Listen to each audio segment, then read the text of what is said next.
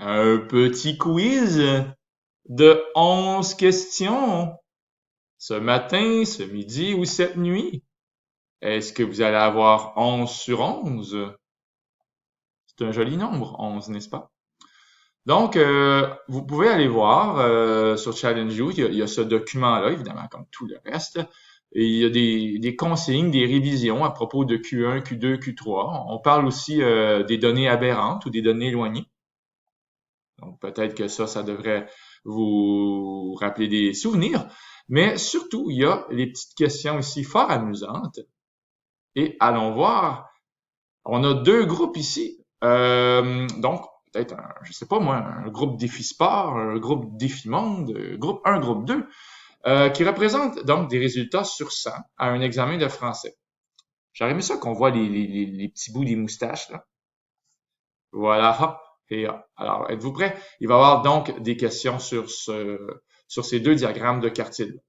Donc, faites pause à chaque fois si vous voulez tenter l'aventure, si vous voulez être honnête avec vous-même. Alors, on commence. Dans quel groupe à la lettre A les résultats sont les moins dispersés?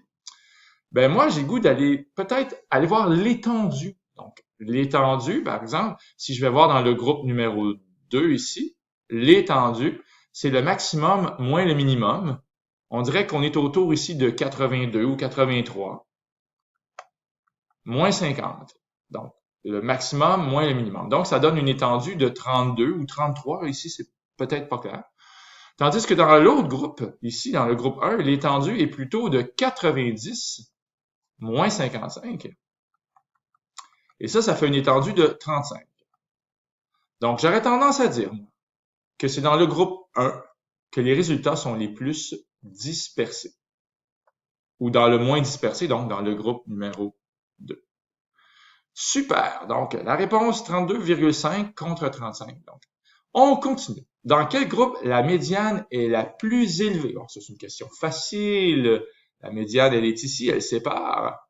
Donc, la plus élevée, ça va bien sûr être dans le groupe numéro 2, tout simplement. Et hop, donc une médiane de 67,5, on l'apprécie, on l'accueille. Dans quel groupe se trouve l'élève qui a le mieux réussi? Bon, clairement, c'est le groupe numéro 1, parce que l'élève ici, il a eu au maximum 90, donc c'est bien. T'as pas eu 100, par exemple. Ensuite, la note de passage est de 60. Ah ben, quelle surprise! Quel est le pourcentage approximatif des élèves qui ont réussi dans le groupe numéro 2? Donc, je vous rappelle qu'il y a 25% des élèves dans chacune des parties, dans chacun des quarts. Donc, on peut voir quoi? On peut voir que la note, elle est de 60%, elle est ici. Donc, il y a quand même 75% des élèves qui ont approximativement, bien sûr, réussi l'examen. Donc, on va voir la réponse. On a ici environ 75%. Il reste deux questions pour pour ce paquet-là. Après ça, il va y avoir 5 autres questions. Je vous avais dit au début que ça faisait 11 questions. Le pourcentage des élèves qui ont réussi est-il plus élevé dans le premier groupe? Allons voir. Donc, dans le premier groupe, il y a combien d'élèves qui ont réussi l'examen? Alors, il y a 25% des élèves ici, il y a 25% des élèves ici, il y a 25% des élèves ici, et bien sûr qu'il y a 25% des élèves ici. Et regardez la note de passage qui est à 60. Qu'est-ce qu'on réalise? On suppose qu'il y a quand même des gens ici, là. Donc, dans ce petit morceau-là ici, qui ont eu plus que 60 ou au moins 60. Donc, il y a 25 plus 25 plus 25. Il y a déjà 75% des gens, on est sûr, qui ont réussi. Plus les quelques personnes qui sont là sur le côté de la moustache, mais qui ont quand même plus que 60. Donc, ça laisse supposer effectivement qu'il y a plus de personnes dans le premier groupe qui ont réussi l'examen. Donc, allons voir ici. Oui, parce que le premier quartile est environ à 62,5. Donc, sûrement qu'il y a des gens qui sont ici, là. Donc, voilà. Donc, on dit que le premier quartile est à 62,5. Ça veut dire ici, ça devrait correspondre à 62,5. Donc, le premier quartile Q. Et finalement, la dernière question. Le pourcentage d'élèves qui ont obtenu plus de 75 est-il plus élevé dans le premier groupe? On va aller voir ça. Alors, les élèves qui ont eu plus que 75 étant ici, ben, on semble avoir 25% des élèves qui ont plus que 75 ou égal, bref. Et c'est la même chose ici. On a 25% des élèves qui ont plus ou égal à 75. Donc, je dirais que c'est pareil, moi. Mon petit feeling de prof, c'est de dire que c'est pareil. Pareil, pareil, pareil. Donc, c'est la même chose. On s'en va plus loin. J'espère que vous avez eu 6 sur 6 et que vous avez beaucoup de bonheur. Donc, encore une fois, un examen de français. Encore une fois, je vous invite à dessiner les petits bouts ici comme ça. Et allons voir pour les 5 questions. Combien de données en pourcentage sont inférieures à Q3 dans le groupe 1? Bon, ben Q3, là, il est ici, c'est 80.